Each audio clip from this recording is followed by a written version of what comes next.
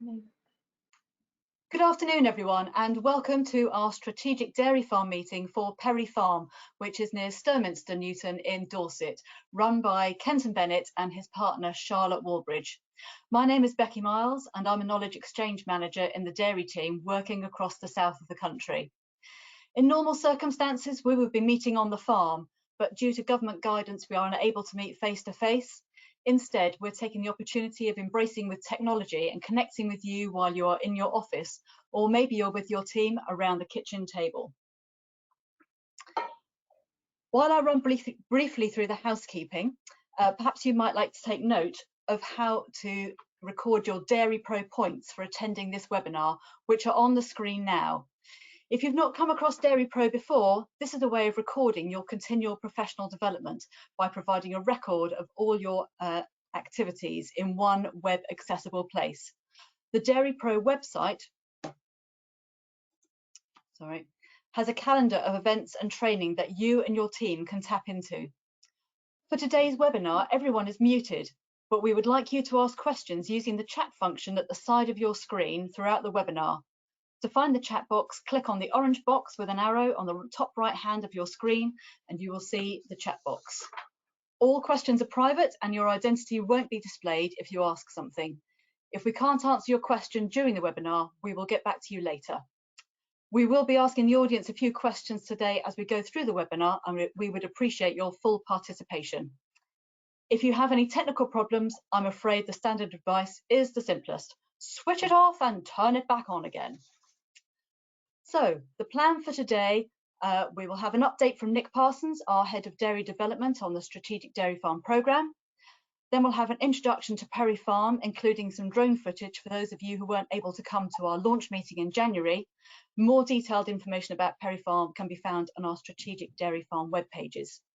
Then Kenton and Charlotte will update us on what's been happening on the farm since our January meeting, and this will lead us seamlessly into our main focus of today, building a team. So Nick, perhaps you could take us through where we are with Strategic Dairy Farms now. Good afternoon, everybody, and welcome to the next of our Strategic Dairy Farm meetings, and a successful one with Yoni's last week, which you can find on the website, and also the previous ones with regards to the launches of Dan Burdett and Tim Downs a couple of weeks ago. So they're on the website. Thanks, Becky.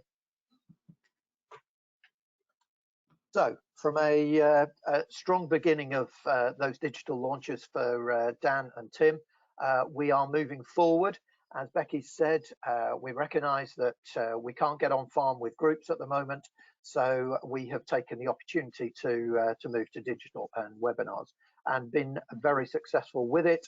We've had a large number of people joining live, as well as then those recordings are then on the YouTube channel, our AHDB YouTube channel. So picking them up later if you can only listen to part of those or want to go back to the previous recordings. So KPIs and targets and benchmarking are still key to everything we're trying to encourage farmers and stakeholders to be involved in. It's an absolute key part of the strategic dairy farm concept, is to encourage people to start to measure. So Kenton is one of 15 strategic dairy farms launched across Britain so far. We have further farms in the pipeline, so if there's not one near you at the moment, then we hope that very soon there will be, once we can get back on farm auditing and so forth. A key part to what we're trying to do is this two-way engagement, and Kenton and Charlotte will appreciate comments, questions with regards to what you hear today, but it's been and always been an important part of how we have engaged on farm in a kind of open discussion group concept of trying to encourage people back time and time again, and we would do the same with the digital meetings, that we get that two-way feedback. So Kenton in this case and Charlotte benefit from your views, your thoughts, how they can move forward as well. So visit the website, the Farm Excellence pages are there, not only for dairy but the other sectors as well. but identify those dairy farms that are aligned to what your business is doing. And I hope that you can benefit from the detail, the podcast, the webinars, and the background to those farms. So this is very much as well as doing a digital performances meetings, not instead of the meetings that we have. And I hope that the best comes from AHDB, and you get what we can from our consultants like Paul and the SDF farms themselves, the strategic farms themselves. Thanks, Becky. Thank you, Nick. That's great. We now have some drone footage. Thank you to Erin Baker for sharing this film. Sarah, if you could roll that now.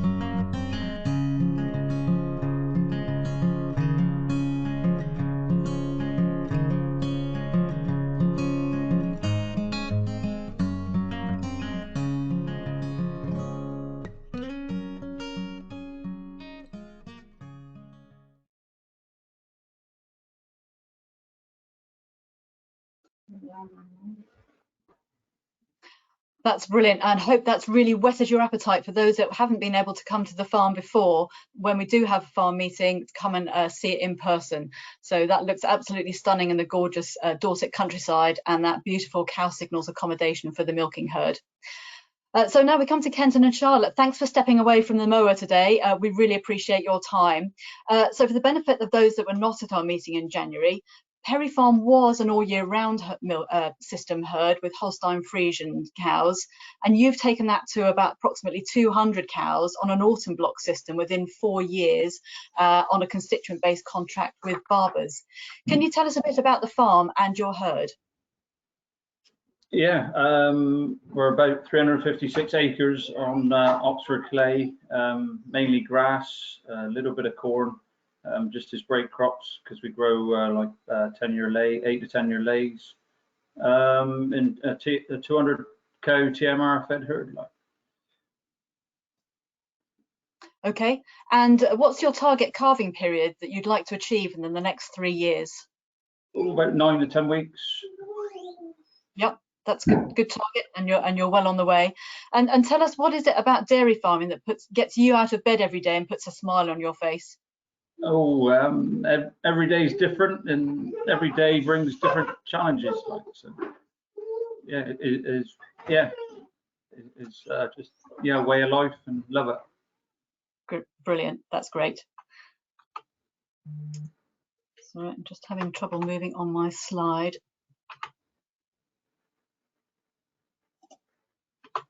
There we go. So we saw the calves when we came on farm in January, and here they are when we were visiting. Your calf rearing is exemplary.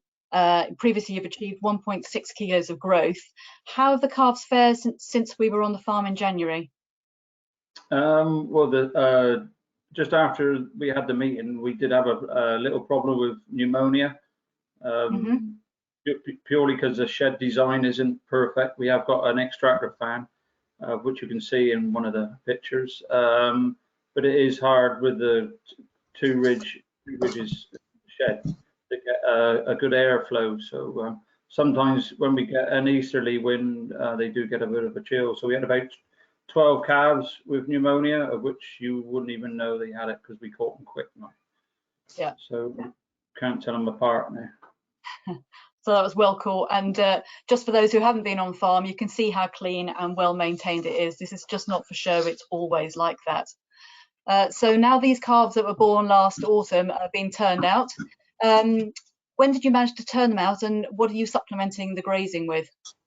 We turned them out about the 30th of March, and they're on like 1.5 kilos of 16% cake. And they're on they also got like an AHDB mineral rocker with AHDB, like young stock mineral. Yep. Okay. And how are you managing the grazing? Has this year been different in any way to previous years? They didn't go. Normally they're one of the first out, like before the cow, if the weather's right. But because the weather varied, so you know it was cold then wet, and cold then wet, warm.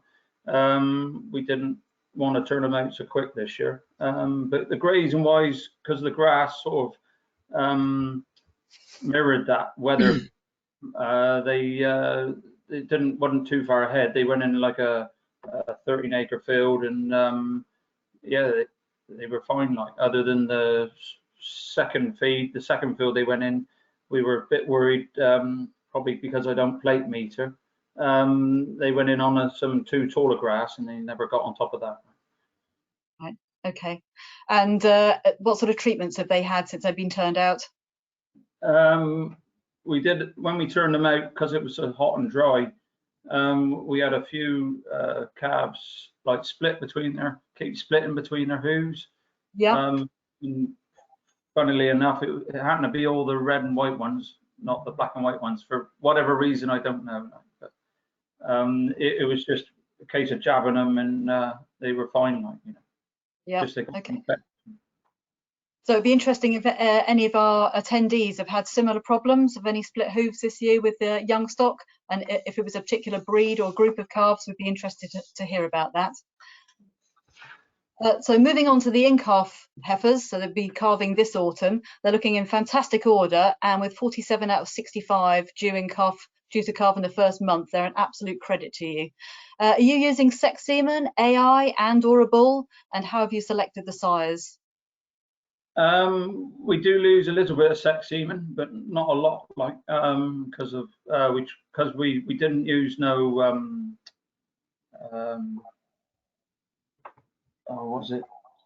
we didn't synchronize them or anything. We just did them naturally. But because of the weather last autumn, it came in so wet so quick. They came in earlier than we would have done normally, so they were on the diet in a shed for 3 weeks before we started serving, which was ideal. And so we just started with AI and straight away, like yeah, it was fine, but very little sex semen because we want to try and keep it so tight. We're worried about not being so fertile. Yeah. Okay. And how have you selected the sires? You'd only use a bull just right at the end for odd, difficult ones. Selecting sires, well, it'd be same for the cows, other than easy calving. But yeah, it would be whatever we would use with cows, because they would be easy calving as well. Yeah. Okay. And when they were turned out, how do you manage their allocation of grazing? I do worry and struggle with that. So as I'm not a true grazer, I do tend to be a little bit naughty, and we strip graze the cows over the paddocks first, and they probably have, because our average field size is about 9 acres, they would probably have the cows would be in there 3 to 4 days, and then we would turn the in-calf heifers behind the cows, so they would follow the cows basically. Yeah. Okay. Have they had any issues since they've been turned out? What did they? Oh yeah, we had one with split up between, again, just only one on the in-calf heifers. Yeah. And was that a red and white again? We think it's where the ground was so hard when we turned them out, like, you know. Yeah. Okay. Great. Right, we move on to the milking herd then. So we can see from the data on the side, the block is really starting to tighten up now, so well done. And I think the audience is starting to get a feel for your exceptional attentions to detail. Tell me, how many mastitis cases have you had since January? 4. 4. That's amazing, isn't it? Just outstanding. And I know it means that you're able to allocate selective dry cow therapy to a great proportion of the herd. Roughly what percentage would be on sealant only? And what are your thoughts on this going forwards? Well, we're about 90% plus, just overseal. And Yep. we hope to be, we will be 100% this year. And then on from that, we hope to even try and not use the teat sealant, and we're going to try and dabble with a little bit of just a good teat spray. Okay. And I always Well, get them with a thick teat tip, and see if that good. works. Yeah, brilliant. We really look forward to following that story and see how that transpires. As I mentioned, the block calving looks like you're going to be at 65% calved in the first 6 weeks. How have you achieved this from turning around from all year round calving, and what breeding decisions have you made since changing the system? Well, because Charlotte and myself, we don't like culling too many. We like too many of our cows, so we don't really keep to the rule book. We tend to carry some cows round, especially pet cows, if they're good, exceptional cows and we want to keep them. So all we done was cut like months off each end of the calving season until we got to a tighter block, of which we're still in the process of doing. Yeah. And breeding, well, we've always we quite like Viking genetics, mainly because they collect a lot of data, and especially on like vet information, foot trimming, and from all the farms, especially in Denmark. So we find what we choose in a book is what we get. Like. Yeah, I knew you liked data really, Kenton. I know you tell me you don't, but you do. You told me the cows were turned out at the end of March and you're using compact feeding. How do you go about reducing the ration when the cows go to grazing? Well, we always worry, but this year we cut it back down. We kept the diet the same, but just cut it by 30% and keep cutting it as a percentage, because they come in and have a buffer during milking anyway of that, like so. And they only have that during the milking time, like, as in, they're not stood up waiting. Okay, that's great. And then we'll move on to the soil and forage. So we've been really fortunate that Yara have been sponsoring some soil and forage tissue analysis for your farm. What's this shown, and how have you used the information that it's given you so far? Well, we've always tested. We tested our soils every 3 years anyway. And like all 10, 15 years ago, we stopped using like 20-10-10. We'd be using straights. And then we got on to using things like CAN because we're predominantly clay soils. So we haven't limed for 6 years because of the CAN like has a liming effect. We wouldn't use no K at all because we utilize our manures and slurries.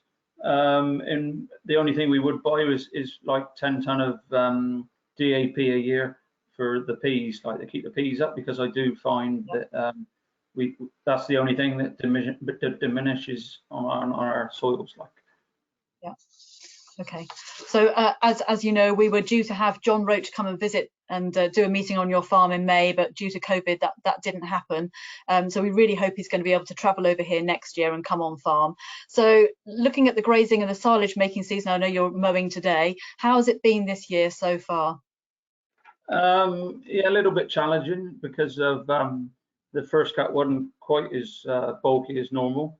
Last year we went on the 3rd of May. This year we were about the 6th, 7th. But it is what it is, and we've got to work with what we got.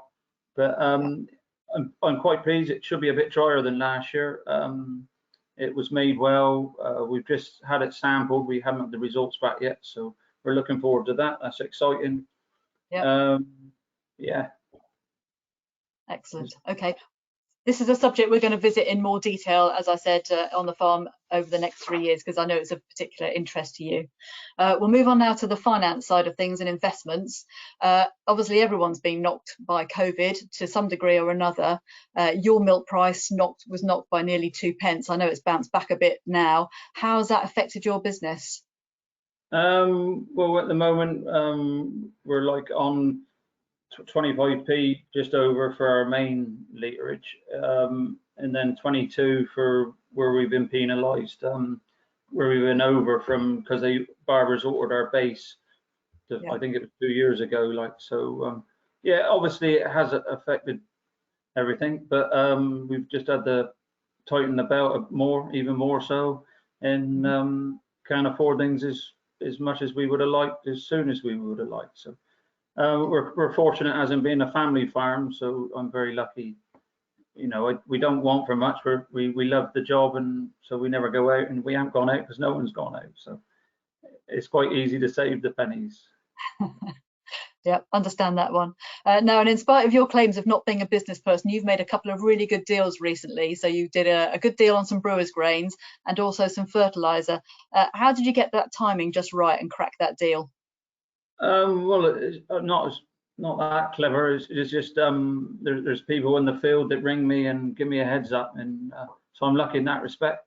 So give me the heads up that now's the time to buy, and when nitrogen is £30 a ton cheaper than it was last year, I think now's the time to go. So yeah, we have purchased a couple Arctic loads. Rightly or wrongly, but things could change. So I don't know yet, but you know. Yeah. Well, it's looking good at the moment, and you're making good use of your contacts, so that's all good. Now we've got a list on the right-hand side of the planned investments. Are they still on track, or are you going to juggle the order in which you were going to put them in place? What's the situation? I've got a new bulk tank on order. That should still go ahead, hopefully. I'm just waiting for builders to come in. Mainly because barbers are paying for every other day collection now. And plus the system we got at the moment with an inside tank, the compressors are like 20-year-old and getting a bit old and tired, a bit like myself. And so we're going to go for an outside silo, because then the cost of the silo is no different than an inside tank. But I save the cost of putting a new shed up, because we'd have to put a lean-to or something to house it in. So that's still going ahead.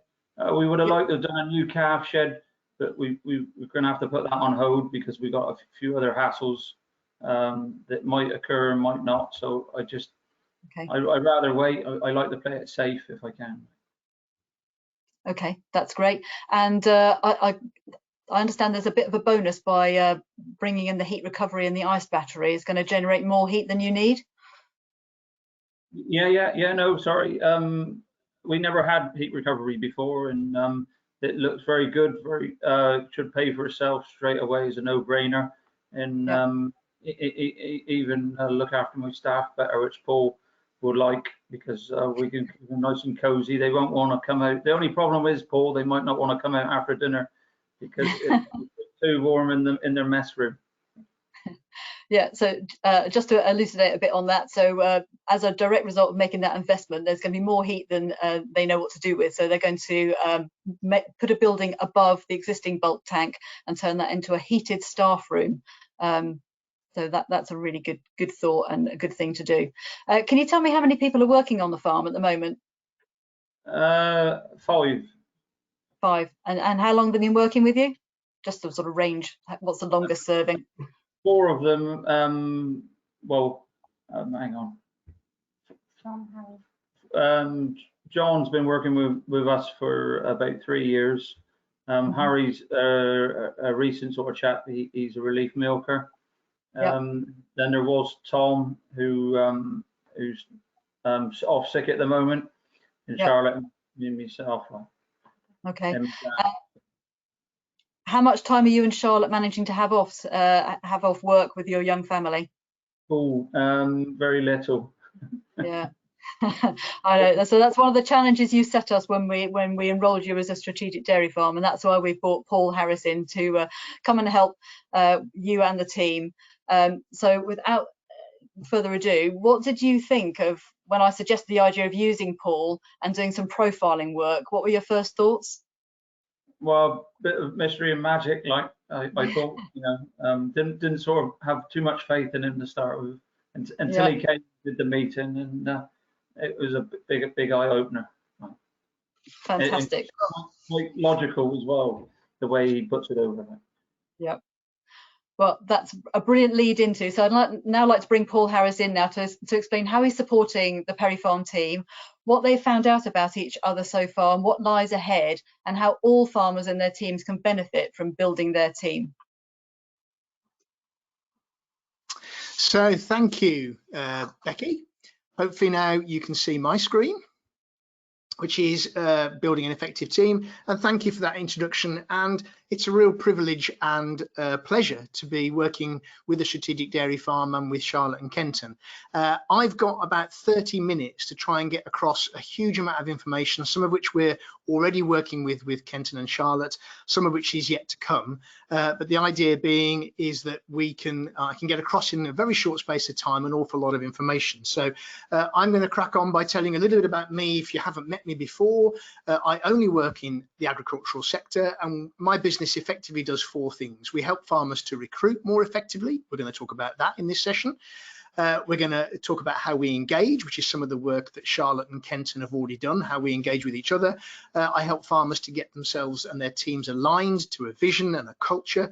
And I also help those that are perhaps taking on a new role in a leadership role on farms. For those that are interested, a couple of my clients have won awards, Dairy Farmer of the Year, and it was Jeff Sayers down in South Devon, and the Lean won in the Gold Cup Award in 2018. I wouldn't suggest or be as arrogant to suggest they won it because of the work they were doing on people, but it was certainly part of the award that was given to them. So, right, what are we going to cover then? And I'm going to talk quite quickly. We're going to go over three broad areas. The first area I'm going to call recognize. So it's how do you recognize certain aspects of yourself and where you are regarding to a team. Then I'll be talking again briefly about recruitment and how we can do that perhaps slightly more scientifically. And then I'll be talking about how once you've got the best staff, how you can hold on to them. As I say, I'll be going at warp speed, so hold on to your hats. Here we go. So let's have a look at this first section. First of all, why do I call it recognize? Well, let's first of all recognize what's happening around us right now. Clearly, we've got a lot going on in the world around us. We had Brexit until that was taken off air almost by COVID-19, and that's had a huge impact on both factors. In fact, have had a huge impact on how maybe we're looking at our businesses, but particularly in terms of COVID-19, we recognize maybe people are working longer hours, they're having to cover for each other. It's quite a tiring and exhausting time. You're in an industry where you don't set the price of your product, and particularly if you've been affected by COVID-19 and your contract is one of those that were in the hospitality sector, you may have seen your milk price fall dramatically. You work with animals that are very unpredictable, and sometimes they don't do exactly what we expect them to do.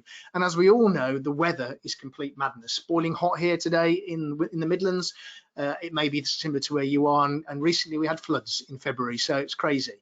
But the one consistent that you'll see across the bottom of the screen there is recognize the one predictable part of your business is you're going to need people in your business. And actually the industry has perhaps invested less in those areas than maybe the science and technology around managing our animals and our land. And that's really what I want to bring to your attention today. The second thing to recognize is how much it costs your business when somebody leaves your business. Remarkably, a survey was done about 3 years ago now that asked people when they recruited somebody, how much do they think it cost their business in terms of lost management time, development time, training time, etc., including the recruitment costs. 70% of businesses that were asked estimated it cost their business up to £15,000 just to replace somebody. That's the equivalent of every time you replace somebody losing about 15 cows from your herd. That is a sobering thought, isn't it? And that is money that is literally just disappearing out of your business. So the idea is we want to try and stop that. So here's my first question for you, and we're going to try something new here. My first question for you is, why do you think people leave your farm or leave a farm, and why do people maybe choose not to come?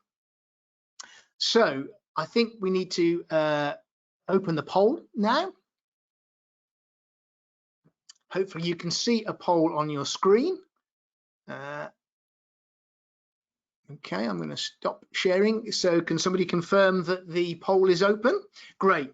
So on the screen, there are, I think, 4 numbers that will actually 4 questions that are being asked. I want you to either click with your mouse or mark on the screen what you think the main reason is that people would either leave a farm or leave a business or decide not to join a business. I'll give you a couple of seconds to do that. Few more seconds. I think half of you have voted so far. Now, I'm in a position where I actually can't see the answer to the poll, so I'm going to need a colleague of mine to tell me what the answer is in terms of okay. So what are the poll results? What is the, again, I can't see it unfortunately, so someone needs to tell me what has been given as the highest poll number, either in my chat or if somebody could unmute themselves and tell me what the result of it is being. I'd be interested to know that. Here we go. So, good. So I can now see it. I've been given the information. So money has been said by, I think it's about 30% of people, working conditions, communication coming out the highest, and then you've got you as the lowest, being the farmer. Very interesting results. So if I can share my screen again now, hopefully you're now seeing my screen. In all the exit interviews I've done, yes, money is important. Yes, working conditions are important. And yes, communication is very important. But the single biggest reason that most people will leave your farm or not join your farm is you. It's actually the farmer themselves. It's actually the way that you behave or speak or lead your team. That is consistently the reason that most people give me as the reason they leave a farm. I just couldn't work with the leader of the farm.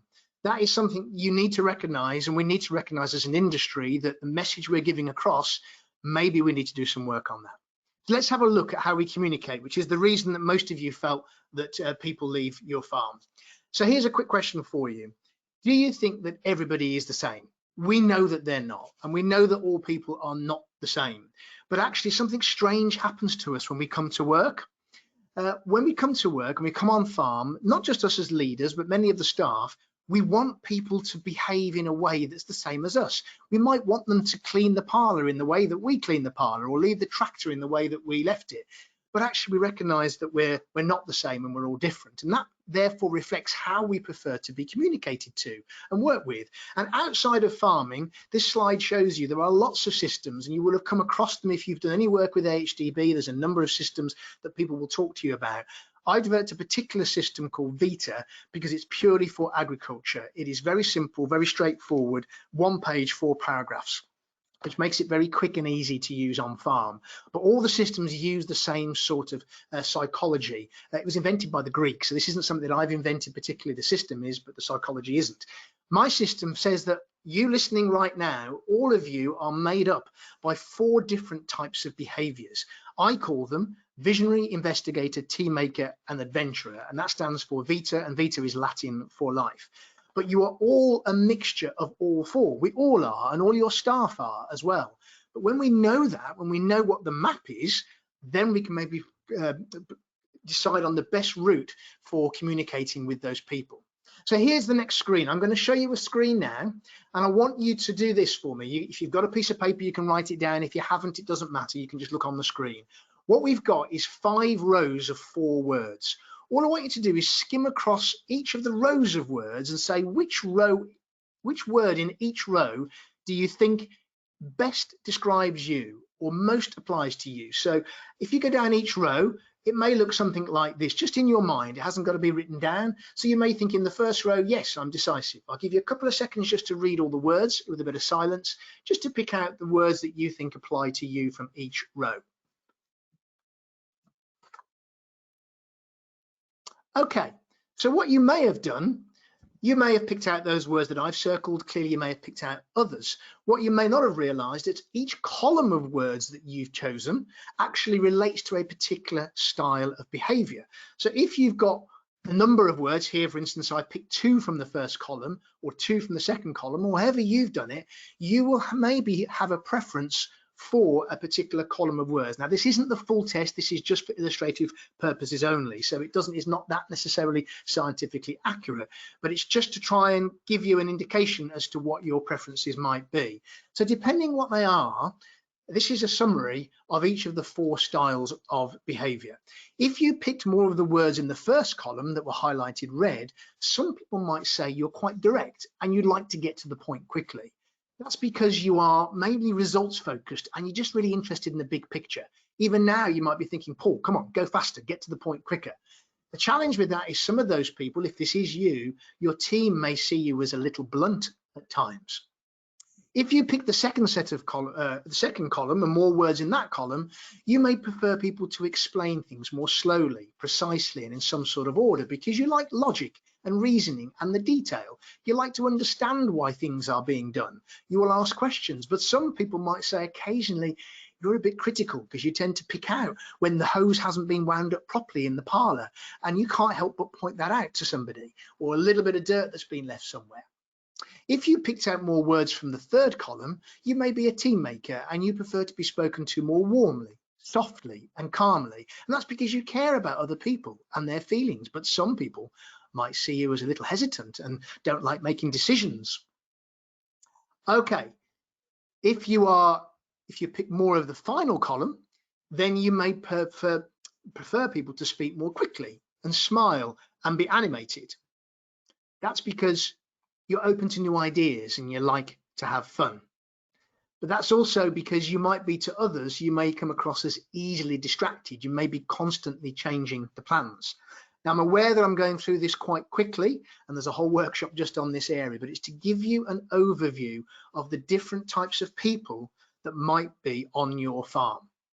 So let's think about a farming family or a farming team. Do you recognize this?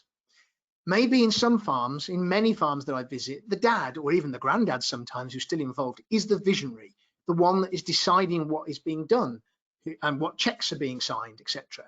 Mum is sometimes the investigator. She's worried about the milk check and she's worried about the analysis and the accounts. The daughter is sometimes the team maker, looking after the young stock or the calves or the babies, as she calls them, and she gives them names. But she's getting really upset because her brother just wants her dad to buy a new tractor all the time and new equipment, and he's got new ideas and new ways of doing things. And eventually, the sad thing is, the son might decide to leave the farm because he thinks he can't work with his father. The same thing will apply to a team. A member of the team might think, I can't work with this person. And actually, it's nothing to do with either family relationships. It's simply to do with a lack of understanding of being wired differently. And what can happen is nobody needs to change who they are, but we do need to learn to flex our communication and behavioral style to meet that of others in the team.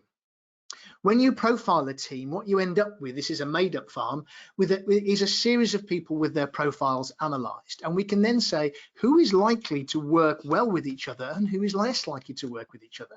So, for instance, if you look at this chart, Joe and Ashley with very similar profiles are both probably likely just to want to crack on with the work in the morning, get on with the work, let's not talk about it forever, but let's stick to the plan.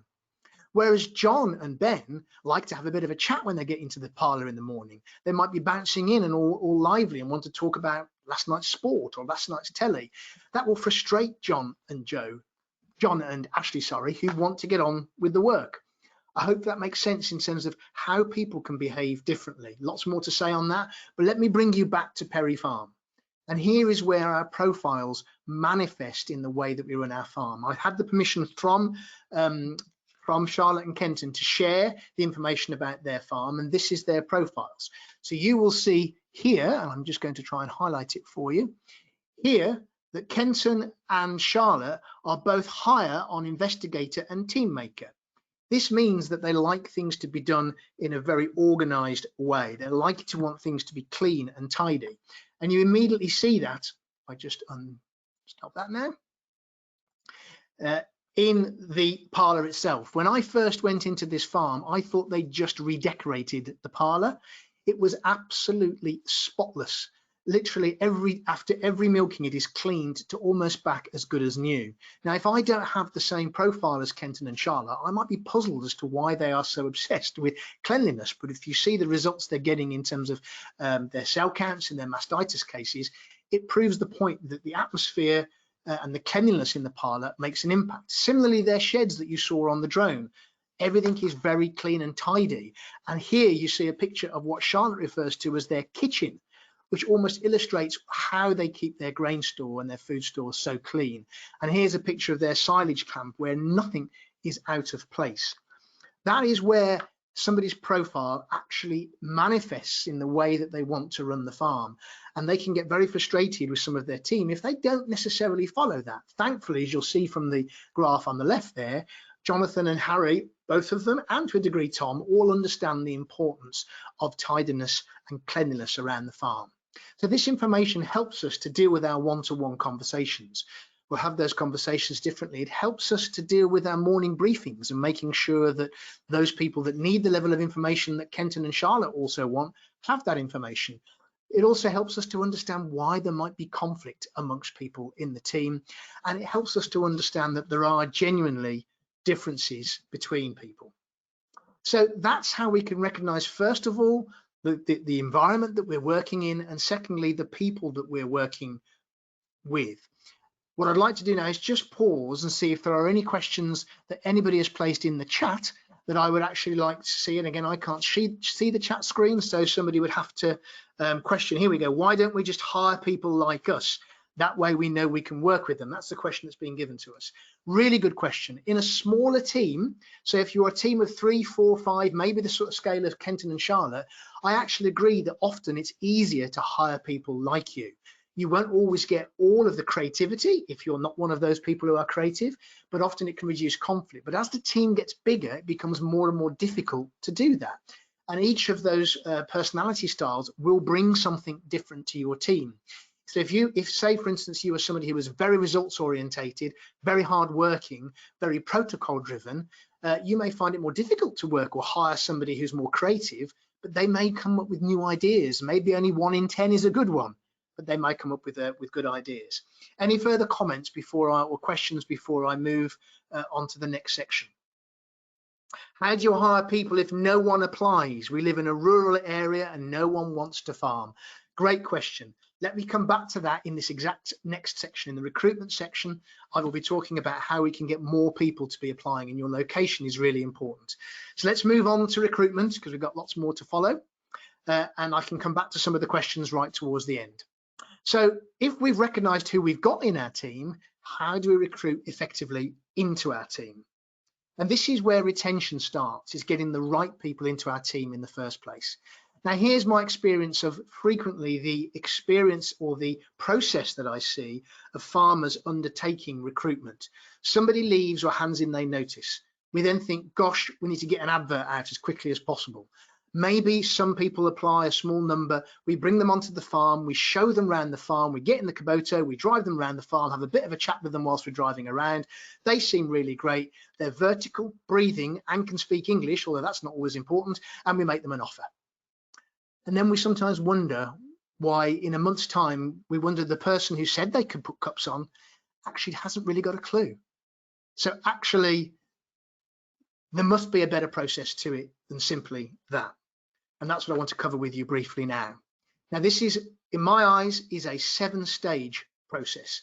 So a 3-stage process of placing an advert, often in desperation, showing somebody around the farm and making them an offer doesn't constitute effective recruitment. So here are the steps. I've not got the time to go through each of these steps, but this is the sort of process that I recommend.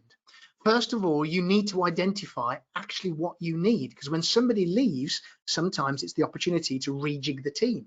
Do you actually need a direct replacement, or can you promote people or shuffle people around? So be clear on what you need first.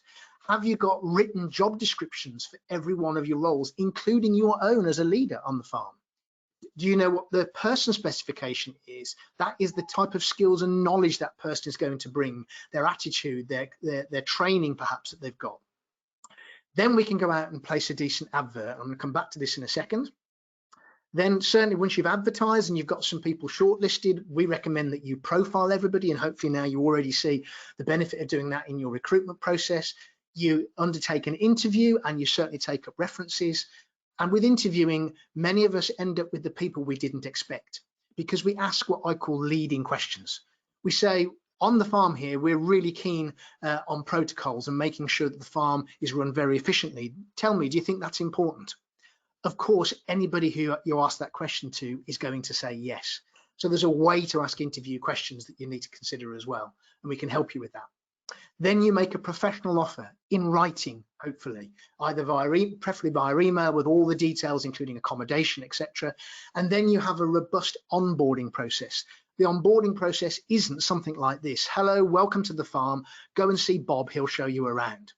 That's not an onboarding process. It's much more detailed than that. So if you were to undertake those 7 steps, I think you'll all agree you'd have a greater opportunity of recruiting somebody effectively. So let's address this idea of nobody's applying. I'm just going to look at this one stage, stage 3, how we advertise. Traditionally, when we advertised in the past, it would be in something like Farmers Weekly, maybe the magazine or online, or Farmers Garden Week magazine or online. There is obviously 4 Extra Hands that we can use, which is a very good resource. More and more though now, there is the Facebook. There is social media. Many of you will probably be on Facebook, and there are groups like Pastures to Profit or Farming Jobs where you can advertise your jobs. Of course, there is always the local paper, and there is word of mouth. Tell people locally that you're looking for somebody, because they may well have somebody who's looking for the opportunity that you're offering. But here's the point. Where does anybody now, when they type in, I'm looking for jobs, where do they type it into? They type it into Google. If you ask anybody under the age of 50 and probably even above that, where do I look for a job? Most people will initially open their computer and go to Google. And there are job sites on Google, and this is one called Indeed, where they are worldwide global sites.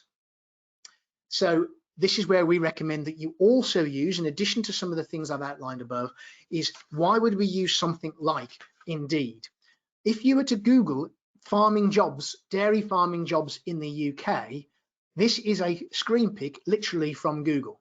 The top 2, and this is not sponsored adverts, the top 2 purely by the number of people looking in June is Indeed. So we would generally always advertise our roles in addition to 4 Extra Hands and places like that on Indeed, and more people are using Indeed to find their next job. Now, many people tell me, yes, but what happens if the jobs, you get loads of people that are not applicable? So you're quite right. Let's have a look. On average, for an advert that we would place on Indeed for a farming job, that could be a herdsman, a general farm worker, or even a herd manager, we can get between 2,000 to 3,000 views of that site. Now, just bear that in mind, that number. That's a huge number of people looking at a job advert. On average, we can get through Indeed between 100 and 300 applications for one job. So when people tell me there's a labour shortage, there isn't. There are many people looking for work. We've just got to have our advert in the right place so they can find us. Now, clearly, up to 80 or 90% of those applications are immediately dismissed because they're not right. But that will leave us with a pool of maybe 20 or 30 people who are absolutely the sort of people we want to see, rather than the half a dozen or the 2 or 3 that actually we've been left with. May I just quickly address the issue of location? I haven't got a slide for this, but it's a question that came up. Your location is your location. You can't change it. In your advert, be sure to speak very positively about your location. If you're rural, talk about the beautiful countryside. Talk about how close you are, 10 minutes, 5 minutes, or 5 miles away from the next largest town. If you're on the coast, talk about the beautiful coastal views, the opportunity for people to do family sports, etc. There are lots of things you can do with your advert that can make it far more appealing to the persons coming to work for you. Any further questions on recruitment? Again, I'm aware in half an hour. Yeah, we've got some questions, Paul. First question is, does it work if everybody's the same profile on farm? Can that be a problem? It can do if it's a small team. It doesn't really work that well if it's a larger team, because you're missing out on some of the other aspects. So for instance, if everybody was really creative on your farm and didn't like working with protocols, you may have an issue with how you're managing your money and your standards of cleanliness, etc. around the farm. So it doesn't always work particularly that well. I always look, if we can, for a mix within a team, but the smaller the team, the more likely you can work with people similar to you. Another question, Becky? Yeah. Does it work if you all have the same profile on the farm? Yeah, you just asked me that question. No. Sorry, beg your pardon, it's been repeated. How can you best guess a personality style for example, in an interview? Yeah, again, if I had more time, you know, I could go through this in a lot more detail. I have this phrase that we ooze clues. So one of the things you can do is ask a good question at interviews. What's important to you about a farm? What's important to you about a farm? How they answer that question may give you a clue. If somebody said something like, well, it's about the milk in the tank, it's about the results, it's about being the best, that might give an indication they're a visionary. If they said, well, for me, it's really important that we have, you know, efficient procedures and processes on the farm and that we have a plan. Somebody who was a team maker might say, well, what's really important for me at farm is teamwork and getting everyone to work together. And I hate when people fall out. You know, so you can ask questions at an interview to try and establish it. The best way, of course, is to profile them before the interview. Okay, and last one just for now. People often leave as their partner is unhappy. What can a business really do to keep a partner happy? I'll come to that question at the end, if I may, under retention, because I think that's a really good question. Whoever asked that question is a really good question, because if yeah, the partner is unhappy, that can be to do with location. But if you're overworking your staff and the partner is never seeing the person who works for you, that can make them very unhappy. A couple of questions I've spotted here that have been given to me. How much would you spend on recruitment? Just to be clear, you can advertise on Indeed completely free. It costs you absolutely nothing at all.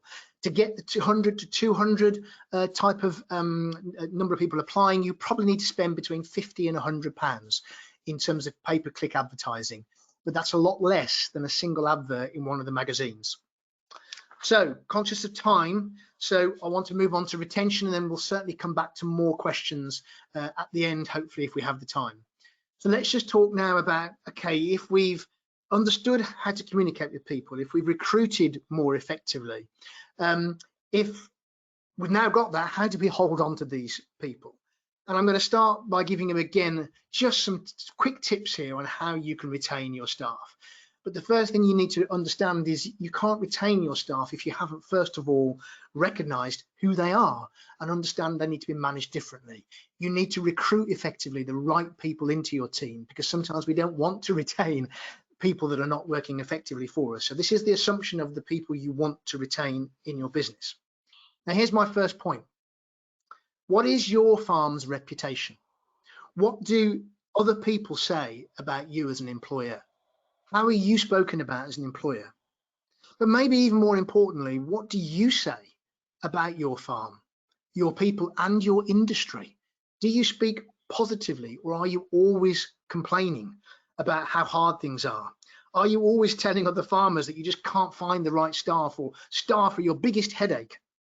What you say defines you. So talk up your farm, talk up your team, talk up your staff.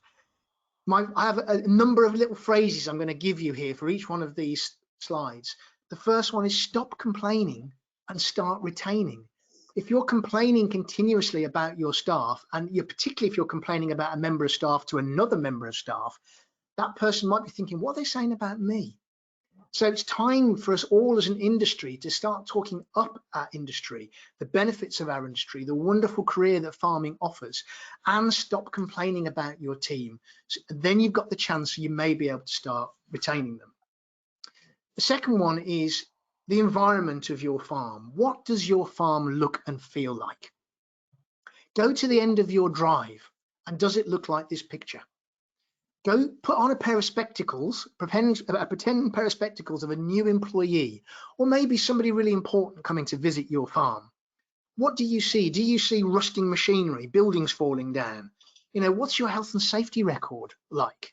You know, are you managing to keep your farm safe for your employees? Now, I'm not suggesting we need to invest millions of pounds in, you know, keeping our farm absolutely clean all the time, because it's not, it's dirty work, but there are some simple things you can do. And let me talk to you about the first thing. Let me talk toilets. People often laugh at this point, and you may be in your own. So what is your toilet like? You might think, what a crazy question to ask on a webinar. When I first came onto a farm, this is 8-9 years ago, and I asked the question, where's the toilet? The answer the farmer gave me was, anywhere you like. Now, I thought that was interesting, but particularly if we're going to, and we need to, attract more and more of a balanced gender into our farms, a toilet that looks like this is commonplace when I visit farms. No seat, no facilities, And particularly with COVID-19 right now, what are the washing facilities like on your farm? But is that a particularly welcoming place for people to be, particularly for our female workers who often have additional needs too? Are you giving them somewhere pleasant and warm and dry to go to the toilet? Are you providing them with workwear, with branded workwear? Or is it just the fact that you don't mind how filthy they get? Are you providing them somewhere maybe clean to wash their overalls, a washing machine? And what is your restroom like? Is it like this with broken crockery and sofas picked up from the tip? Is it warm and safe for them to have a cup of tea and a sandwich? Do you provide them with a microwave and a kettle or a fridge? These are the sorts of things that can make a massive difference to the working environment for your staff. And lastly, of course, we have housing. This is an industry that provides accommodation to people. That is awesome, but it's only awesome if the accommodation you provide is of a fit state. The simple rule here is if you wouldn't put your own family in the accommodation, whether it be a caravan, a mobile home or a house, don't put your own team in it. And again, my soundbite for you here is a positive working environment equals positive staff. They will feel so much better about working on your farm. Okay, training. This is the next element. Are you investing in training your team? People often say to me, yeah, but what happens if I train them? I spend all this money on training people and then they leave. My response to that is quite simple. What happens if you don't train them and they stay? That means you end up with the people who are untrained, whereas the people that have left are the people that are trained. Their staff value training highly. People want to develop. What are you doing in terms of training your staff? The next point. Yes, I have a question here in my soundbite here. Stop blaming the staff for being ineffective and not having the skills and start training them. Sometimes we say to people, well, why can't they do this? Why can't they do that? Well, stop blaming them, take ownership and start training them.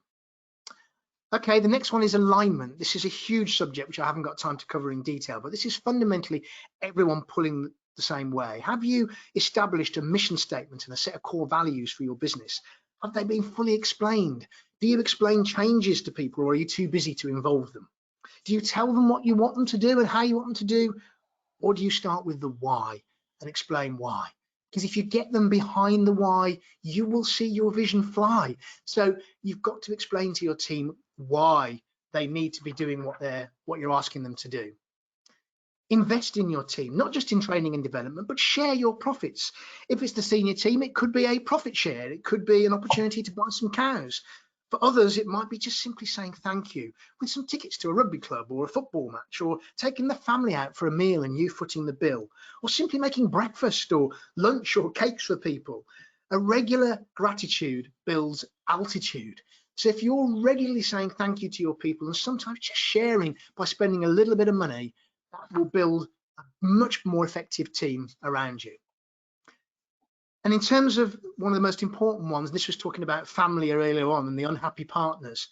Do you know the needs of your team, their families, their children, their partners? What are their interests? Do they have any special needs that you need to accommodate? Do you offer generous paternity and maternity support? You know, how do you react when a member of your team needs a bit of support? Do you act with anger and frustration that means it's going to be more difficult for you?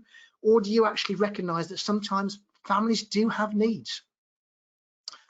When life is at its worst, we put our families first. That's one of the mantras I suggest to my clients. If you want to build alignment and build people to be loyal to you, tell them that their families are more important than your business. It will build loyalty, alignment, and commitment.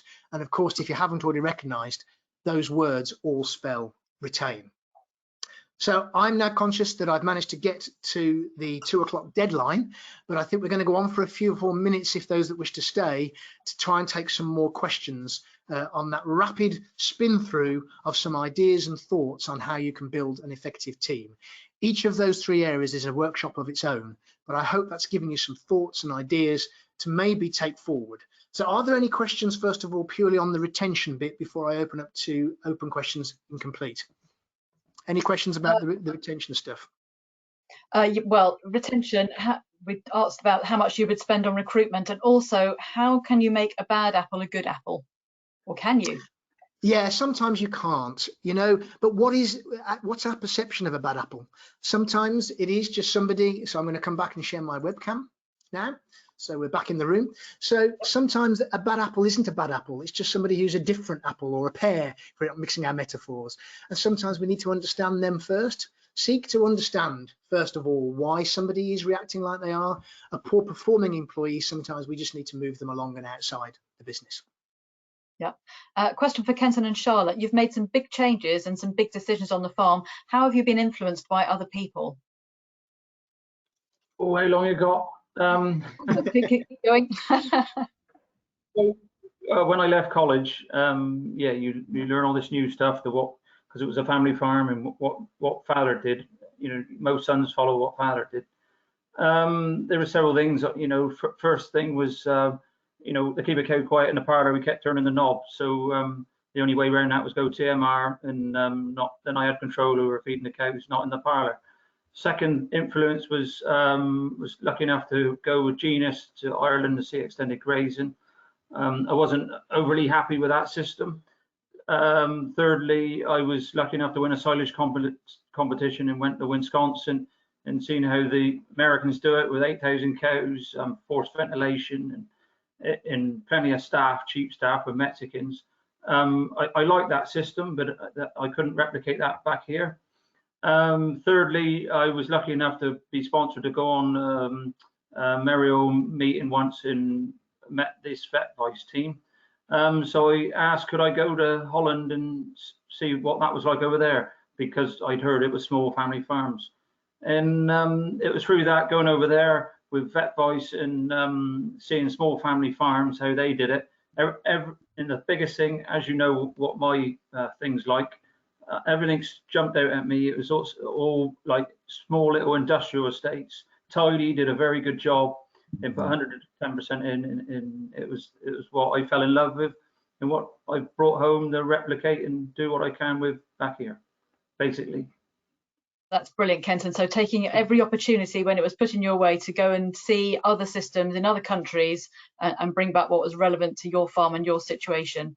Question for Paul now. Can candidates or farms do the profiling online? Where do you go and how do you find out the results? So yes, you can do that online. You need to be careful that I'm not just promoting my own business here, because other systems are available. But yes, Vita Profiling is available online. You can go to vitaprofiling.com to find out a bit more about it.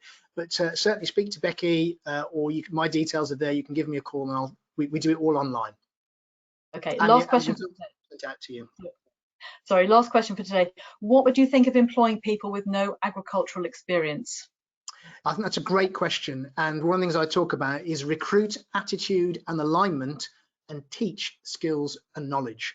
So sometimes we can have people in our teams that are very skilled, very knowledgeable, but their attitude is a bit grumpy at times, and they don't like change. They don't want to alter things. I'm not saying we need to fire them, but don't be frightened to take somebody on who's desperate to get into farming, because you can teach them the skills and knowledge. It's much harder to teach a positive attitude and alignment to somebody who just doesn't want to play ball. So don't be frightened to take somebody on with little or no agricultural experience. Brilliant. Okay, lovely. Paul, can you take us on to the next slide? Sure. Of course I can. Just to reassure anyone who's listening, all the questions, if we haven't answered them today, we will answer them and get back to you after the webinar. So just to conclude, we all need people to be able to run our businesses, but we all need to recognise we're not all the same. And retaining staff is a business efficiency. And building on what Paul said, reputation is absolutely crucial for us. How will you now talk about your farm, your staff, and your industry? I hope you've got a fresh pair of eyes and a bit more incentive to be positive about all those three aspects. Just to say thank you all for attending today. Thank you very much to Charlotte and Kenton. They're so busy and they need to go back out mowing. So thank you for your time. We really appreciate it. Thank you to Nick as well for the update on strategic dairy farms, and Paul for that great insight. And we will be building on that as we go forward with Kenton and Charlotte over the next 3 years. Just for everyone, the next strategic dairy farm meeting is on the 8th of July with Willie Bailey. We're looking at Corsa Pro and mastitis management. So if you've been inspired by Kenton and Charlotte's amazing results and you want to improve on your farm, that's a go-to webinar for you. All the details are on our website. And finally, just to say really good luck to the new recruit at Perry Farm, and that's Tuck the puppy, recruited for his attitude and willingness to learn. So we look forward to his progress. I wish you all a really good afternoon and thank you for joining us today. Good afternoon. Thank you.